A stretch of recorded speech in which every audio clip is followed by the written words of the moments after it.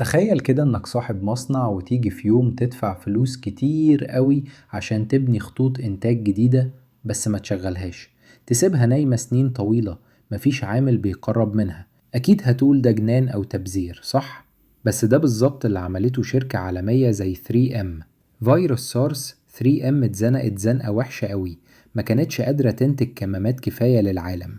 من ساعتها قرروا ما يتزنقوش تاني، بنوا خطوط إنتاج احتياطية في مصانعهم في أماكن كتير حوالين العالم، وسابوها مقفولة ومطفية بتكلفهم فلوس صيانة وتخزين، بس ما بتنتجش ولا مليم.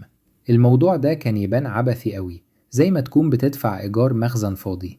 لكن لما كورونا ضربت العالم في 2020 والطلب على الكمامات انفجر، 3M كانت جاهزة.